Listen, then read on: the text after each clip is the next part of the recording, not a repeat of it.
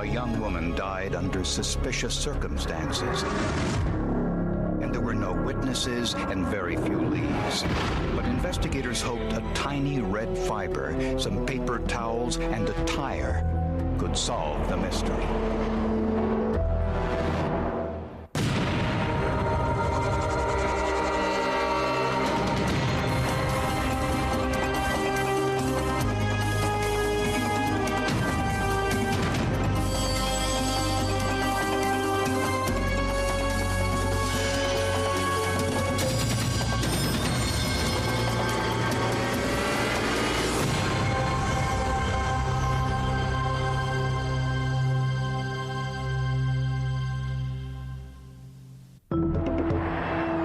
Interstate 97 runs along the eastern side of the Cascade Mountains in the Pacific Northwest. Highway 97 is very well traveled and truck traffic is unbelievable, but it's a major state highway.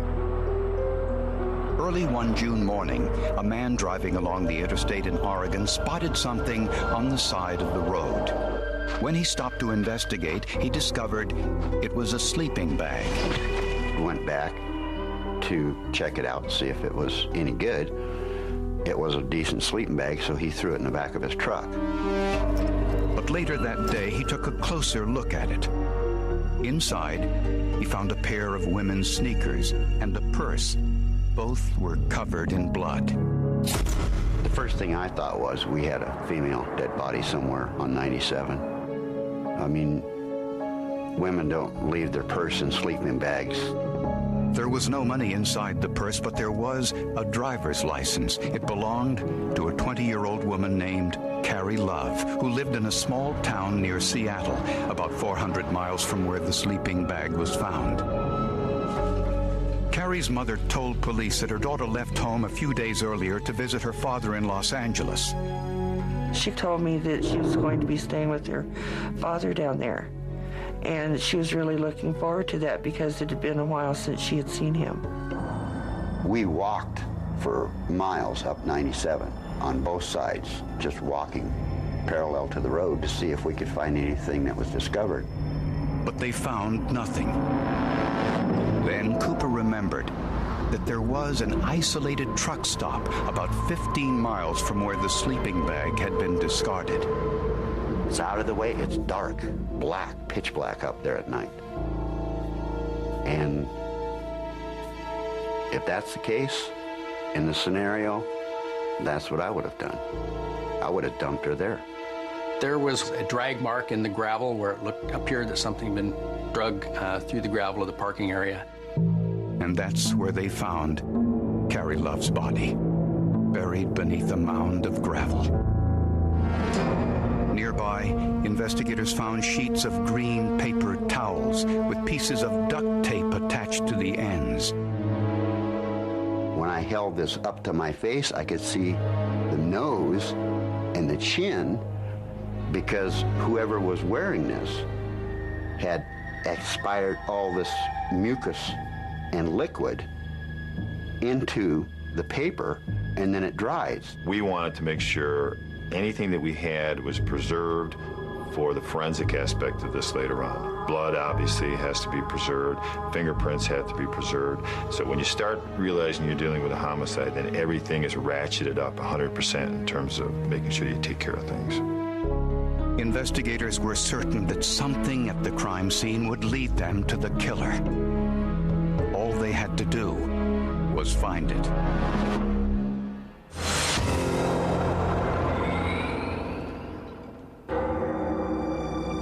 This young woman is dead. She shouldn't be dead. Now it's my life's job to make sure that this person is punished for it. Carrie Love's body was discovered in the hunting area of one of the most prolific serial killers in American history. The first thing that flipped through my mind was, had the Green River Killer got hold of her? More than 40 women had been killed in the area, and the Green River Killer had never been apprehended. Before police removed Carrie Love's body from the gravel pit, forensic scientists were careful to collect as much evidence as possible. We did recover trace evidence from the body later that we might have lost if we'd have just drug her out. There was a fuzz ball of fibers that was adhering to her abdomen, and there was 12 or 14 different kinds of fibers. Investigators hoped that Carrie's autopsy would tell them what happened during her last moments alive. The autopsy lasted, I think, a little over 9 hours. And that was because in doing what we had to do, we set the pattern and the tone, and the group of guys that work with this are the best you can get. Under Carrie's fingernails were several red cotton fibers, an indication that she had fought her attacker.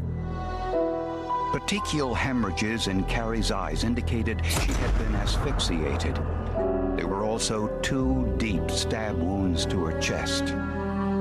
And on her left arm and chest, investigators discovered what was perhaps the most telling piece of evidence.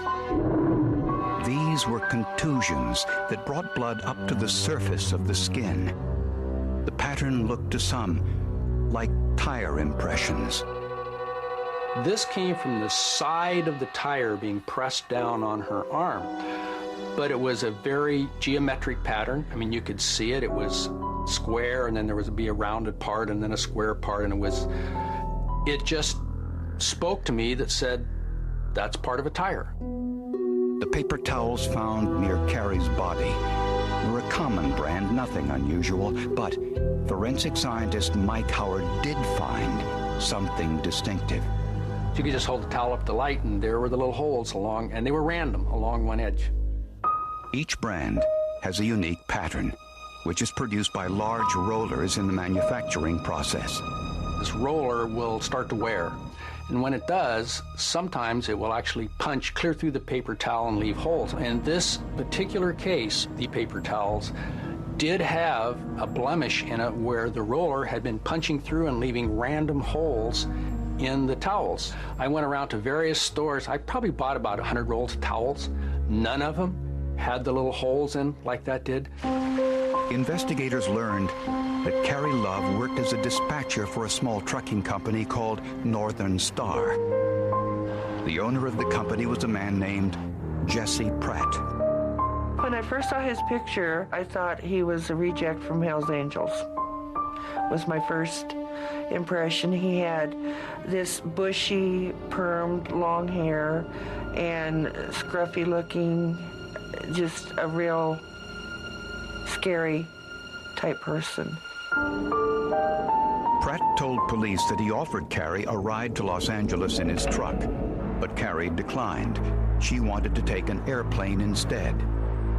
Carrie decided, according to Jesse, that she wasn't going to drive to L.A. She now wanted him to drop her off at SeaTac Airport in Seattle. But none of the flight manifests showed Carrie Love on board.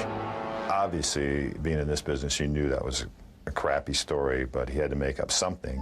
A background check revealed Pratt had been married 4 times and had a history of violence towards women. All of his ex-wives claimed he had beaten them. Even worse, in 1981, Pratt was sentenced to 10 years for kidnapping one of his girlfriends, but was released after serving only 10 months in prison. He'd served time in Walla Walla prison. Unfortunately, he was let out way earlier than he should have been let out. Some of his past girlfriends told investigators Pratt had been involved in prostitution. Every girlfriend he had, he tried to make a hooker out of her. It was just a matter of time, and frankly, I'm stunned that there aren't more victims out of there. Jesse Pratt is the most pathological, destructive criminal that's come through here, and we've had several. When police looked inside Pratt's truck, at first they found little of value. It was obvious the truck had been cleaned up. It was too clean. There weren't even hardly fingerprints in that truck. So forensic scientists would have to look elsewhere, because evidence is often in the most unlikely spot.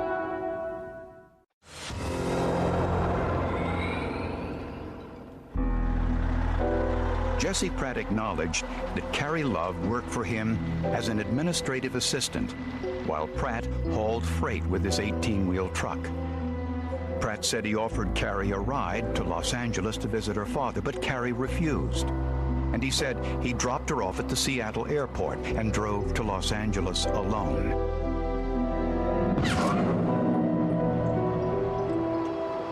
When we examined the truck, there were 2 rolls of paper towels in the trucks, one of which was opened, and it just happened to be Bounty brand. It was the same brand and color of paper towels used in Carrie's asphyxiation. I stripped some of the green dye out and did an analysis of the dye, so the dyes were the same. I ran them on an instrument called an X-ray fluorescence spectrometer to look for the metal elements that were present, even though there weren't a lot. What are metals doing in paper? When the wood is made into pulp, the excess fibers are removed with sulfur, some of which remains in the paper. And sodium from the wood remains in the paper end product, too. In a process known as ashing, Howard burned each sample to ash.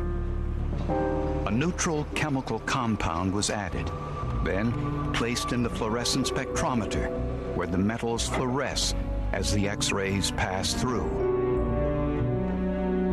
Both samples had identical amounts of sulfur, sodium, potassium, and other trace metals. They had the same metallic components in the towels, so we were able to link those towels from the dump scene back directly to the towels in the truck. The roll of towels in the truck also had the same puncture marks from the manufacturing rollers as the towels at the crime scene. Next, forensic scientists compared the red cotton fibers underneath Carrie's fingernails to a red cotton T-shirt Pratt was wearing when police questioned him. They were microscopically similar, made from the same materials and the same dyes. That fingernail raked the article of clothing. It could have been done in passion, it could have been in hatred, it could have been in fighting. The fibers from the discarded sleeping bag were also discovered in the sleeping area of Pratt's truck. So we now had a fiber link with multiple fibers to link Carrie Love both with the sleeper compartment with the truck and with the sleeping bag at the dump scene. Among Pratt's business papers, Cooper found an interesting lead, a gas receipt for the day before Carrie's body was discovered. For diesel fuel in Red's gasoline station. So Cooper called Red's gas station to see if they could remember Jesse Pratt. And he says, yeah, the driver had a full beard and a big pot belly. And I'm sitting there, I'm starting to breathe hard because I can't believe what he's recalling. And I says, is there anything else? He says, yeah, that young, good-looking little girl that was with him. When faced with this eyewitness testimony and forensic evidence, Pratt quickly changed his story. He now admitted that Carrie had been in the sleeper compartment of his truck because the two had consensual sex, but said Carrie had stolen some money from him during the trip. So he was angry at her, had some fights over it, but then after they got up on Highway 58, he just couldn't take it anymore, and he booted her out of the truck at night and said, find your own way. Now, to me, that was the stupidest story you could have made up, because if I'd have been on the jury, I'd have convicted him of murder just for that. Jesse could look at me, smile, carry on a conversation, and I knew from his demeanor and his tone of voice he was flat out lying or creating whatever he wanted me to believe. But investigators wanted to do one more test. They wanted an expert to examine the tires on Pratt's truck. Could they hold the key to the death of Carrie Love?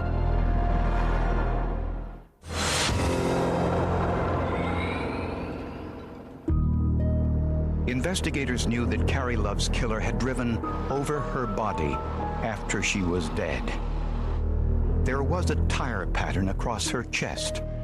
and a strange burn pattern across her left forearm that appeared to be caused by friction. The mark resembled the pattern found on the side of a truck tire. It wasn't the flat portion of the tire that was burnt into her. It was the side of the tire.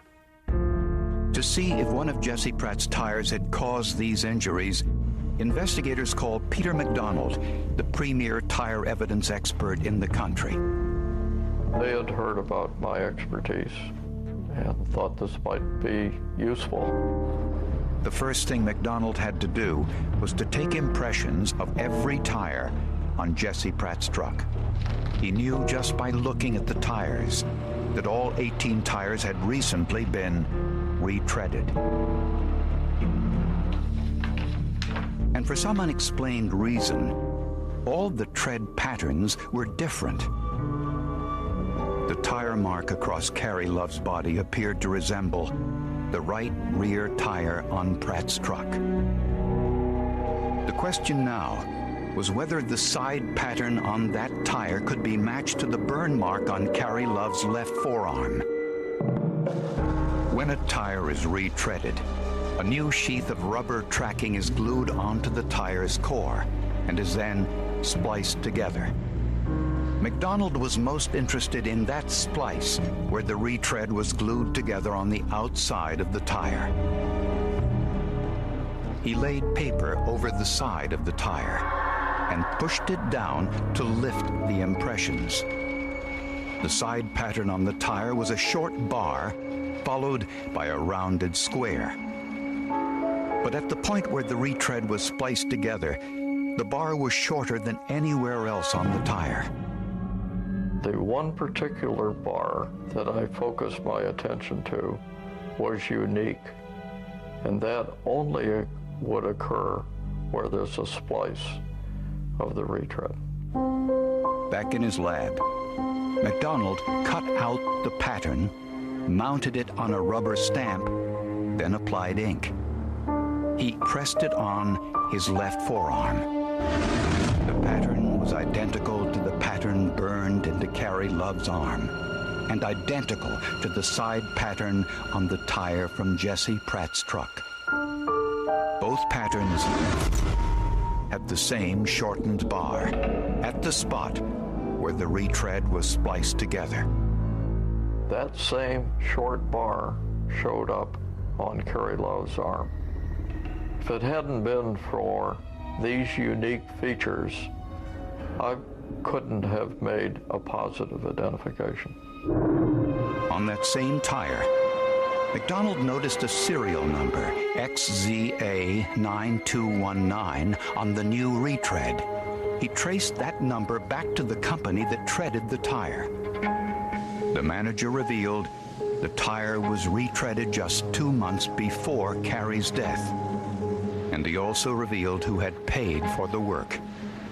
The check that was written for $278 for a retread, and it was signed by the victim, Carrie Love. It's been shown by the number of women that he has hurt in the past before Carrie that he can't be in society, and he needs to be held accountable for what he has done. Every piece of forensic evidence pointed towards Jesse Pratt. The red cotton fibers underneath Carrie's fingernails were the same as those from Pratt's shirt. The paper towels held over Carrie's mouth were from the open roll in Pratt's truck, and the tire impression on Carrie's arm that matched the tire on Pratt's truck all told the same story.